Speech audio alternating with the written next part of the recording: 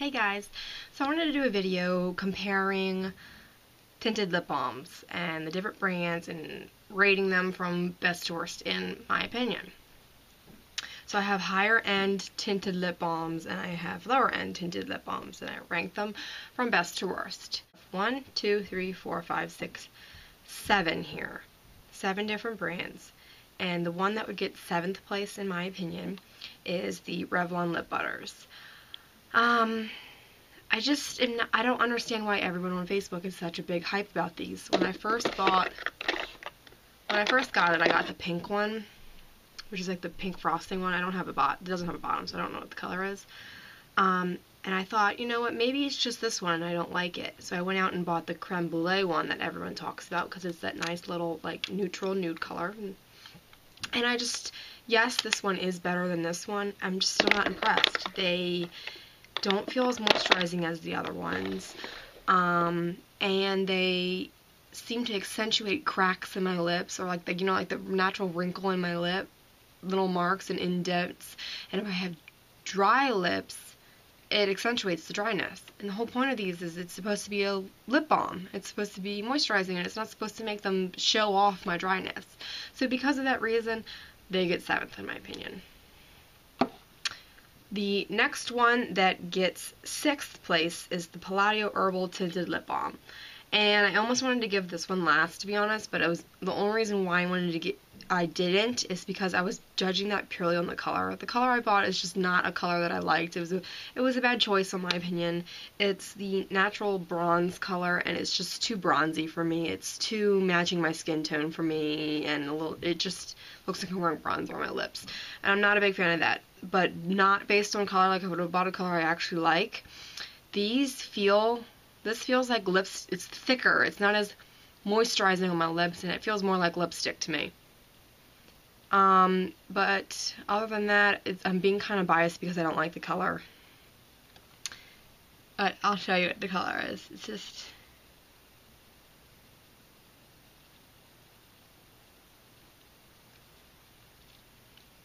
it's not too bad. It's just, I feel like the Palladio one does kind of what the Revlon one does, and it doesn't smooth out my lips. It kind of accentuates the wrinkles a little more. Because I have wrinkly lips, so I don't know if you're going to be able to see it, but it's just like, it's not smooth looking. And I'm not a big fan of that. And not really that big of a fan of this color. The next one that I added on, it's not really considered a tinted lip balm. However, they advertise it as a sheer lipstick lip gloss, so it's kind of like the same thing, so I just added it in to give my opinion, and it gets 5th place. It's the CoverGirl. They call them, like I said, they call it sheer color lipstick lip gloss, but they're in a packaging. They're not like this on the shelf. They're in a packaging and they hang. The color I have is Guapa. It's nice. I don't mind it. It just smells like cheap lipstick to me. Has that very cheapy lipstick smell. Not a big fan of it. The color's okay. It's very metallic-y, though. I don't know if all the colors are going to be like that, but this one is. And it's just okay. It's not my favorite. And it gets 5th place. The next one that gets 4th place is the Fresh Sugar. I have the honey one, so it's more of like the neutral color.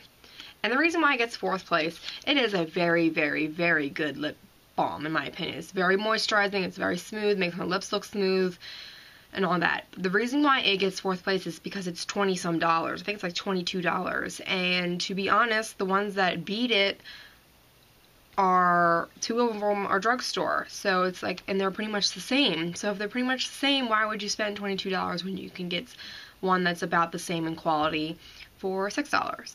So because of that reason, I rated it 4th. But like I said, I really, really do like it. However, I probably would never rebuy them because of, the other ones that are above it are cheaper. So if it's about the same quality, why would I spend $20-some on it? And the one that gets 3rd place is the NYX Color Lip Balm.